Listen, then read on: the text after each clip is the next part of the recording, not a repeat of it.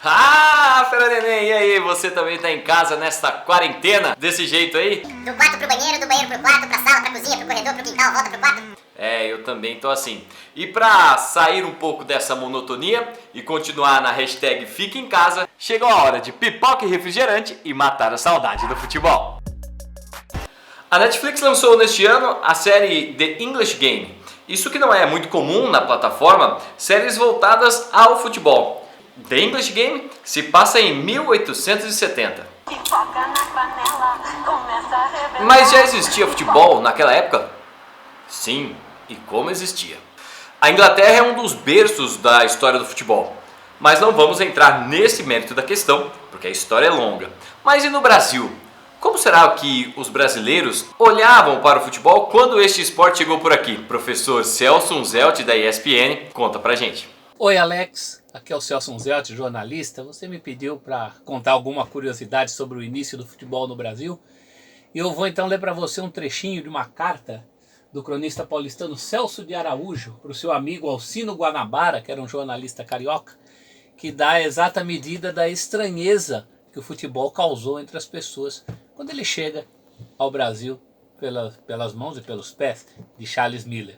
A carta dizia o seguinte: lá pelos lados da Luz, do Bom Retiro, britânicos, maníacos como eles só, punham-se de vez em quando a dar pontapés numa coisa parecida com bexiga de boi, dando-lhes grande satisfação e pesar quando essa espécie de bexiga amarelada entrava num retângulo formado por paus. Só por aqui a gente já tem uma ideia de como o futebol era uma atividade alienígena aos olhos das pessoas naquele tempo.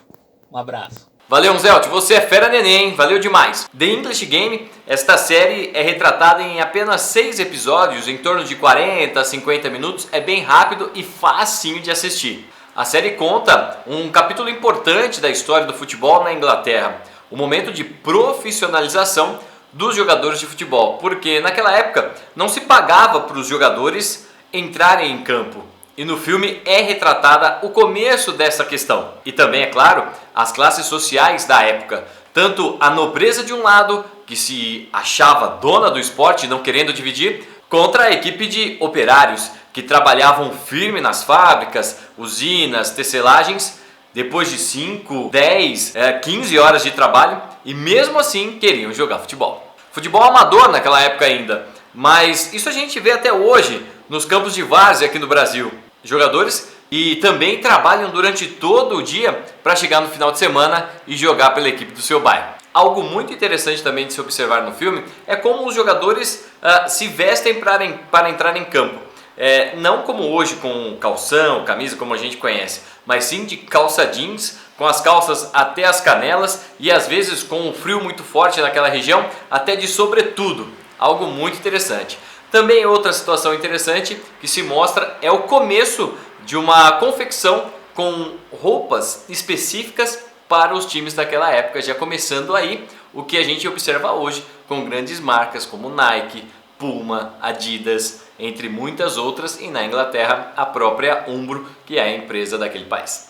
Outra situação muito legal que a gente observa são os árbitros. Naquela época, em 1870 e pouco, já tínhamos a arbitragem em campo. E quem traz um pouco mais dessa história do árbitro no futebol é o meu amigo Zé Henrique de Carvalho, ex-árbitro profissional de futebol. Conta aí, Zé. A história começa a partir do século XIX, com a criação das regras de futebol, que foi separada do rugby, que passou a ter as suas próprias características. No início, o senso comum dos jogadores que dirigiam os jogos, que eram considerados assim uma brincadeira. Caso alguém gritasse que havia ocorrido uma falta, todos paravam e o jogo era interrompido. Com o passar dos anos, assim, o senso comum já não garantia que as regras fossem respeitadas pelos atletas. E antes ainda do aparecimento do árbitro, quem cumpria esse papel era uma comissão, que durante as partidas se posicionava num palanque e se pronunciava no jogo mediante a reclamação de uma das equipes.